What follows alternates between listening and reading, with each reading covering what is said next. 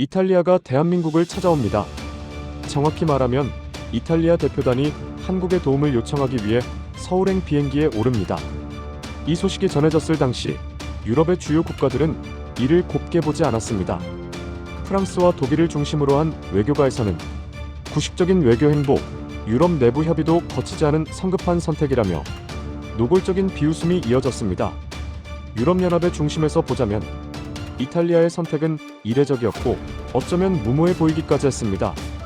유럽 내부에서 이 사안을 바라보는 시선은 단순한 외교 문제가 아니었습니다. 그것은 질서에 대한 도전이었습니다.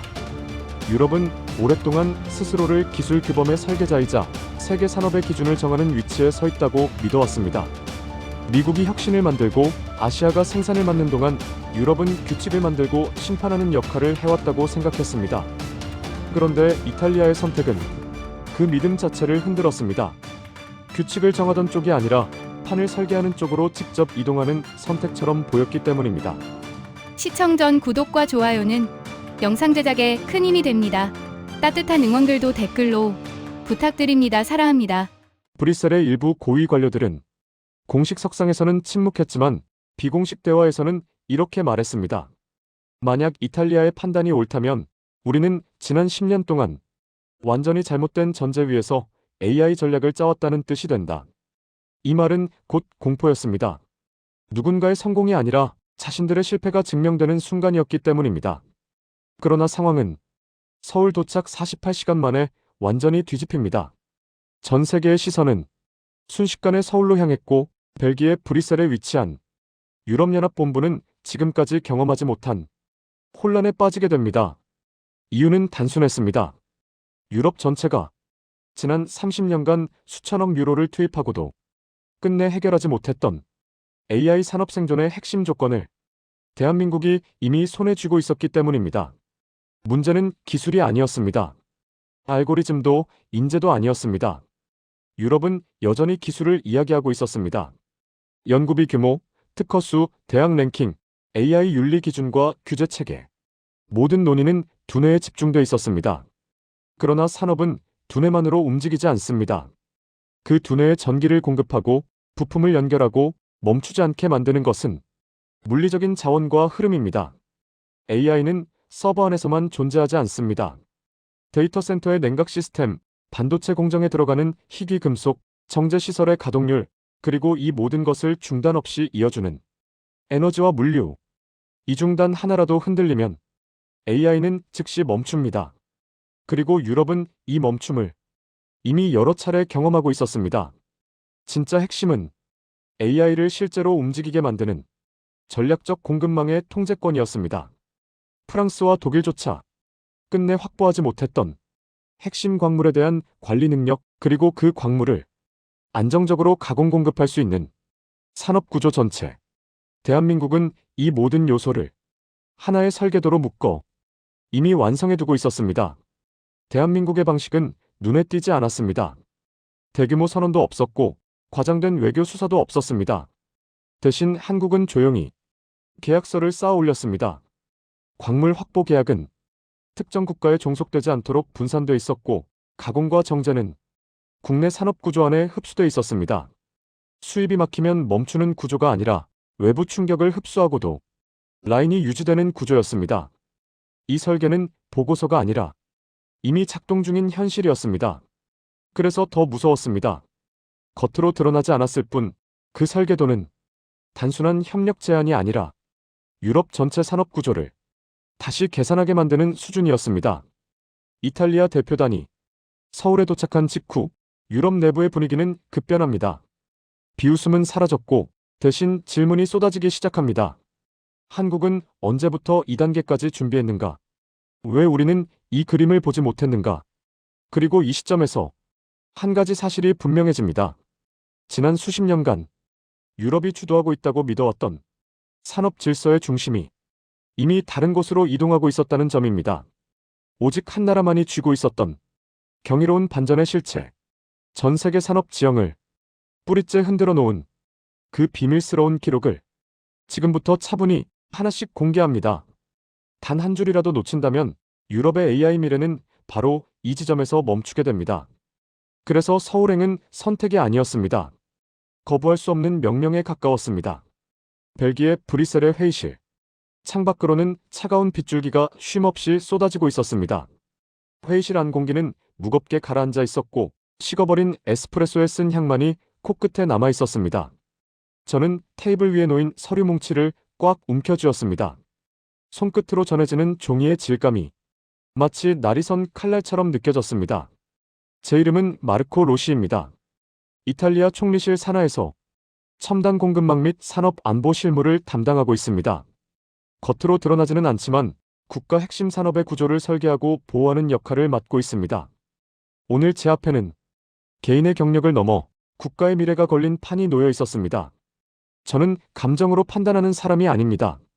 그래서 지난 6개월간 유럽 주요 AI 프로젝트의 지연 사유만을 따로 정리해 왔습니다. 놀랍게도 원인은 대부분 같았습니다. 기술이 아니라 부품 수급과 광물 정제, 에너지 비용과 물류 병목이었습니다. 그 보고서를 덮는 순간 결론은 명확했습니다. 이 문제는 브뤼셀에서 해결되지 않습니다. 서울로 가야만 풀립니다. AI 칩, 핵심 부품, 그리고 그것을 만들기 위해 반드시 필요한 핵심 광물까지.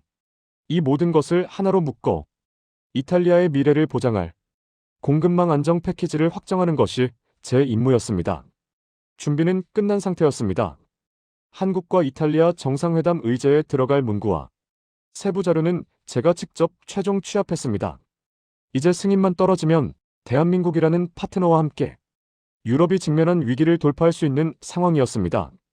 그러나 회의는 제 예상과 전혀 다른 방향으로 흘러갔습니다. 회의는 논리가 아니라 체면의 싸움이 되었습니다. 누가 옳은지가 아니라 누가 먼저 인정하느냐의 문제였습니다. 프랑스와 독일은 제안을 반박하면서도 대안을 제시하지 못했습니다. 그 침묵이 오히려 제 확신을 더욱 굳혀주었습니다. 그들이 맡고 있던 것은 위험이 아니라 자존심이었습니다. 마르코, 지금 제정신입니까? 유럽연합 실무회 의장을 맡고 있던 독일 출신의 한스 베버가 비웃음이 섞인 목소리로 말을 꺼냈습니다.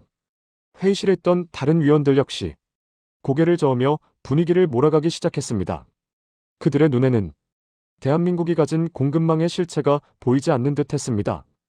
한스, 이건 단순한 협력이 아닙니다. 우리가 생존하기 위한 유일한 통로입니다. 제 목소리는 다소 떨렸을지도 모릅니다. 그러나 한스는 제 말을 끊고 서류를 테이블 위로 던졌습니다. 툭 하는 소리가 정적을 갈랐습니다. 이탈리아가 한국에 매달리는 그림이라니 유럽의 체면이 말이 아니군요. 구걸이라도 하겠다는 겁니까? 그 순간 회의실 전체에 하나의 프레임이 씌워졌습니다. 이탈리아가 한국에 기다려 한다는 왜곡된 인식이 빠르게 퍼져나갔습니다. 자존심 강한 유럽의 엘리트들에게 한국의 기술력과 공급망 주도권은 쉽게 인정하고 싶지 않은 현실이었을 겁니다. 그러나 시간은 감정이나 체면을 기다려주지 않았습니다. 정상회담 전까지 의제 문구가 확정되지 않으면 우리가 준비한 양해 각서는 그저 종이 조각에 불과해집니다.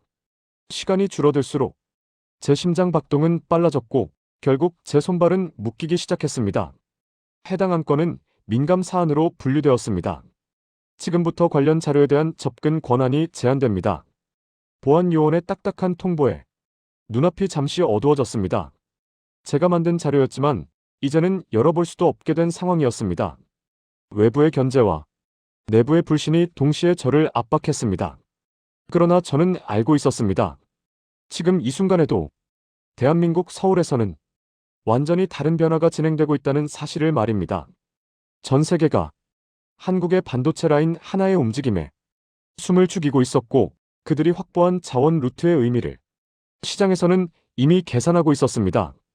이번 서울행 비행기에 오르지 못한다면 이탈리아뿐 아니라 유럽 전체가 장기적인 암흑 구간에 들어가게 된다는 사실을 저는 확신하고 있었습니다. 억울함과 분노가 가슴 깊은 곳에서 치밀어 올랐습니다. 한때 변방이라 불리던 나라의 선택 하나에 유럽의 운명이 걸려있다는 현실. 이 아이러니가 오히려 상황을 더욱 선명하게 보여주고 있었습니다. 저는 넥타이를 다시 고쳐 맸습니다. 자료는 막혔고 동료들의 시선은 냉담했지만 제 머릿속에는 이미 한국과의 협력을 전제로 한 완성된 설계도가 그려져 있었습니다. 체면과 자존심은 이미 오래전에 내려놓았습니다. 지금 중요한 것은 단 하나였습니다. 이 판을 뒤집어 이탈리아의 미래를 서울에서 찾아오는 것. 창밖의 빗소리는 더욱 거세졌습니다. 마치 폭풍전야를 알리는 신호처럼 들렸습니다. 저는 굳게 닫힌 회의실 문을 열고 밖으로 나섰습니다. 구두 소리가 복도에 울려 퍼졌지만 제 발걸음만큼은 분명했습니다. 이제부터 제가 서울에서 확인하게 될 대한민국의 진짜 힘에 대해 말씀드리겠습니다. 비웃음이 경악으로 바뀌는 데에는 그리 오랜 시간이 필요하지 않았습니다. 단 한 줄이라도 놓친다면 유럽의 AI 미래는 바로 이 자리에서 멈추게 됩니다. 서울행은 제게 선택지가 아니었습니다. 거부할 수 없는 명령에 가까웠습니다. 벨기에 브뤼셀의 회의실 창밖에는 차가운 빗줄기가 끊임없이 떨어지고 있었고 실내의 공기는 눅진하게 가라앉아 있었습니다. 식어버린 에스프레소에 쓴 향만이 공간을 채우고 있었습니다. 저는 테이블 위에 놓인 두꺼운 서류 뭉치를 강하게 움켜쥐었습니다. 손끝으로 전해지는 종이의 감촉이 마치 날이 선 칼날처럼 느껴졌습니다. 제 이름은 마르코 로시입니다. 이탈리아 총리실 산하첨단 공급망 및 산업안보 실무를 책임지고 있습니다. 대중 앞에 드러나지는 않지만 국가 핵심 산업의 구조를 설계하고 지켜내는 그림자 같은 역할을 맡고 있습니다. 오늘 제 앞에는 인생을 건 거대한 판이 펼쳐져 있었습니다. AI 칩 핵심 부품, 그리고 그것을 생산하는데 필수적인 핵심 광물까지. 이 모든 것을 하나로 묶어 이탈리아의 미래를 지탱할 공급망 안정 패키지를 확정하는 것이 제 임무였습니다. 준비는 철저했습니다. 한국과 이탈리아 정상회담 의제에 포함될 문구와 세부 자료는 제가 직접 최종 정리했기 때문입니다. 의제 승인만 떨어지면 대한민국이라는 거인과 손을 잡고 유럽의 위기를 돌파할 수 있을 거라 믿었습니다. 그러나 현실은 정반대였습니다. 마르코, 지금 이 제안이 얼마나 비현실적인지 알고 있습니까? EU 실무회 의장을 맡은 독일 출신 한스 베버가 냉소적인 웃음을 띠며 입을 열었습니다. 그의 시선이 제 가슴을 꿰뚫는 듯 꽂혔습니다. 회의실 안의 다른 위원들 역시 고개를 저으며 동조하기 시작했습니다. 그들의 눈에는 대한민국이 쥐고 있는 공급망의 실체가 보이지 않는 듯 했습니다. 이건 단순한 협력이 아닙니다. 우리가 살아남기 위한 유일한 통로입니다. 제 목소리는 다소 떨렸을지도 모릅니다. 그러나 한스는 말을 끊으며 서류를 테이블 위로 던졌습니다. 툭 하는 둔탁한 소리가 회의실의 정적을 갈랐습니다. 이탈리아가 한국에 매달리는 그림이라니요? 유럽의 체면이 말이 아닙니다. 구걸이라도 하겠다는 겁니까? 그 순간 회의실 전체는 이탈리아가 한국에 기다려 한다는 왜곡된 프레임에 잠식되었습니다. 자존심 강한 유럽의 엘리트들에게 한국의 기술력과 공급망 주도권은 애써 외면하고 싶은 현실이었을 겁니다. 그러나 시간은 무자비하게 흘러가고 있었습니다. 정상회담 전까지 의제가 확정되지 않는다면 우리가 준비한 모든 양해 각서는 한순간에 무의미한 종이 조각이 됩니다. 상황은 더 악화되었습니다. 해당 안건은 민감 사안으로 분류되었고 제가 직접 만든 자료임에도 접근 권한이 제한되었습니다.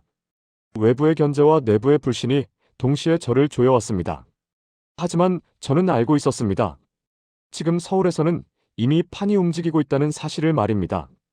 전 세계가 한국의 반도체 라인 하나에 숨을 죽이고 있으며 그들이 확보한 자원 루트 하나하나에 산업의 생사가 걸려 있다는 사실을 유럽은 외면하고 있었습니다. 확신은 점점 분노로 바뀌었습니다. 이번 서울행 비행기에 오르지 못한다면 이탈리아뿐 아니라 유럽 전체가 깊은 암흑 속으로 떨어질 것이라는 사실을 저는 분명히 알고 있었습니다. 한때 변방이라 불리던 나라의 결정 하나에 유럽의 운명이 걸려 있다는 현실. 그 아이러니가 제 가슴을 세게 두드렸습니다. 그때였습니다. 새벽의 정적 속에서 마지막으로 검토하던 브리핑 문서 한 장. 그 페이지에 적힌 문장이 제 사고를 완전히 뒤집었습니다. 우리가 집착해온 것은 반도체 칩이 아니었습니다. 판의 중심, 바로 핵심 광물 공급망의 통제 구조였습니다. 단순한 자원 조달이 아니라 다자, 협력을 통해 전 세계 자원 흐름을 조율하는 시스템. 그 구조의 한가운데에 대한민국이 서 있었습니다. 한국은 더 이상 제조하는 나라가 아니었습니다. 판을 설계하고 규칙을 만들고 공급망 전체를 운영하는 구조의 설계자였습니다. 유럽이 체면과 명분을 따지는 사이 한국은 조용히 의장국 자리에 올라 전 세계 광물 공급망을 하나로 묶고 있었습니다. 이제 선택은 분명해졌습니다. 이탈리아가 매달리는 것이 아닙니다.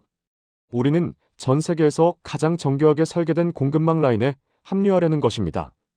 이 길이 열리는 순간 이탈리아는 더 이상 브뤼셀의 눈치를 볼 필요가 없어집니다. 우리만의 독립적인 심장을 갖게 되는 것이기 때문입니다. 산업부의 루카가 떨리는 목소리로 조용히 말을 이었습니다. 프랑스와 독일의 견제는 결국 유럽 내 추가 조정이 필요하다는 공허한 메아리로 남았고, 오히려 그 반응 자체가 한국의 설계도가 얼마나 정교한지를 증명하는 결과가 되었습니다. 속도는 눈에 띄게 빨라졌습니다. 국장님, 이제 마지막 안전장치만 더하면 마무리됩니다. 제 조언에 따라 특정 국가를 직접 거론하지 않는 세련된 완충 문구가 삽입되었고, 반도체 협력과 공급망 협력 방향은 하나의 거대한 패키지로 단단히 결속되었습니다.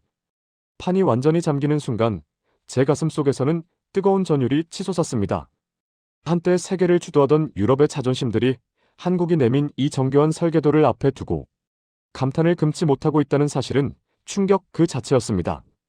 대한민국은 이제 단순히 물건을 잘 만드는 나라가 아니었습니다.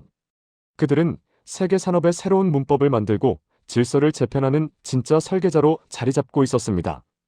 이제 이 합의가 전 세계 시장에 어떤 충격을 주었는지, 그리고 그 파장이 얼마나 컸는지 말씀드려야 할 시점입니다. 대한민국이 주도하는 새로운 시대의 서막은 이미 열렸습니다. 서명의 잉크가 채 마르기도 전에 전 세계의 자본과 권력은 서울을 향해 날카롭게 움직이기 시작했습니다. 진짜 시험은 그때부터였습니다. 서울의 밤은 화려했지만 제가 머물던 호텔방의 공기는 팽팽하게 긴장돼 있었습니다. 태블릿 화면 위로 쏟아지는 외신 속보들은 폭격처럼 이어졌습니다.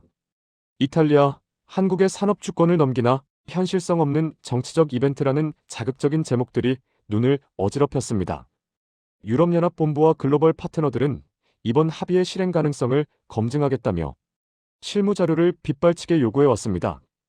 여기서 문구 하나라도 흔들린다면 외교적 반발은 물론 수조원 규모의 계약 구조와 협력 체계가 연쇄적으로 무너질 수 있는 상황이었습니다. 긴장감이 서늘하게 방안을 채웠습니다. 그 순간 유럽 시장 분석의 권위자인 줄리앙이 화상회의 화면에 등장했습니다. 로시 팀장, 이 합의가 단순한 종이 조각이 아니라는 걸 어떻게 증명할 겁니까? 시장은 이미 당신들이 한국에 매달렸다고 보고 있습니다. 그의 냉소적인 목소리가 스피커를 타고 흘러나왔습니다. 저는 깊게 숨을 고른 뒤 책상 위에 놓인 세 장의 양해각서를 집어들었습니다. 줄리앙 감정이 아니라 문서를 보십시오. 이번 합의는 추상적인 약속이 아니라 절차와 범위가 명확히 설계된 실행장치입니다. 저는 한국과 체결한 3건의 양해각서를 하나씩 화면에 띄웠습니다. 첫 번째는 반도체 협력이었습니다. 이는 단순한 칩 거래가 아니었습니다. 산업 네트워크와 정보 교환 구조를 규정한 일종의 디지털 혈관이었습니다. 허상은 사라지고 실체만 남았습니다. 그리고 여기서 끝이 아니었습니다. 재난관리 협력과 문화유산 및 경관 보호 협력. 줄리앙의 표정이 흔들렸습니다. 반도체 회담에서 문화유산이라니요? 저는 단호하게 답했습니다. 이 두 협력은 신뢰의 폭을 넓히는 핵심입니다. 재난관리 공조는 공급망 위기 상황에서도 서로를 지키겠다는 약속이고, 문화유산 협력은 양국이 공유하는 가치의 깊이를 증명하는 장치입니다. 이 모든 협력이 동시에 작동할 때 반도체 라인은 흔들리지 않는 갑옷을 입게 됩니다.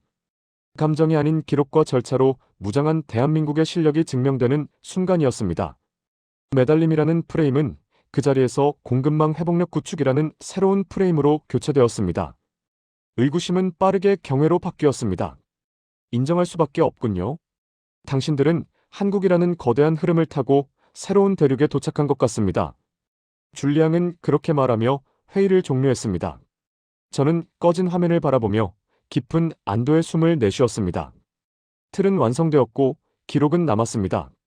대한민국은 과시하지 않았지만 그들이 구축한 절차와 프로토콜은 어떤 무기보다 강력한 보호막이었습니다. 주사위는 이미 던져졌고 우리의 선택은 옳았다는 사실이 전 세계에 확인되었습니다. 인천공항 귀빈실의 공기는 브뤼셀을 떠나올 때와 완전히 달랐습니다. 절박함으로 시작했던 여정의 끝에 제 손에는 유럽 전체를 뒤흔들 공급망, 주도권이라는 열쇠가 쥐어져 있었습니다. 이번 회담은 더 이상 양국 간 친선 이벤트가 아니었습니다. 전 세계 산업의 심장을 누가 쥐느냐를 가르는 치밀하고 거대한 게임의 승리였습니다. 안토니오 국장이 제 어깨를 붙잡으며 말했습니다. 마르코 헤네군, 이제 이탈리아는 핵심 광물부터 AI 칩까지 이어지는 한국형 라인을 가장 먼저 제안한 나라로 기록될 걸세. 저는 고개를 끄덕였습니다. 국장님, 이건 시작에 불과합니다. 이 패키지는 곧 유럽 전체의 표준이 될 겁니다. 한국과 함께라면 가능합니다. 공항 라운지, TV에서는 프랑스와 독일이 공개적 충돌 대신 한국과의 협력 지형을 재정렬하려 서두르고 있다는 소식이 흘러나왔습니다. 루카가 조용히 웃으며 말했습니다. 늦었습니다. 한국의 진짜 파트너는 이미 우리니까요. 이번 여정을 통해 제가 깨달은 대한민국의 진짜 힘은 과시가 아니었습니다. 그것은 절제, 기록, 그리고 누구도 부정할 수 없는 완벽한 프로토콜이었습니다. 그 위에 신뢰라는 성벽이 세워졌습니다. 과거의 상처를 딛고 일어난 나라가 이제는 세계의 산업을 지탱하는 구조를 설계하고 있다는 사실이 가슴 깊이 와닿았습니다. 비행기가 활주로를 박차고 오를 때 저는 수첩에 마지막 문장을 적었습니다. 오늘 우리는 한국이 설계한 미래로 들어간다. 대한민국은 이제 누구도 가볍게 볼 수 없는 나라입니다. 이 여정이 인상 깊었다면 지금 이 순간 대한민국의 이름을 마음속에 새겨주시기 바랍니다.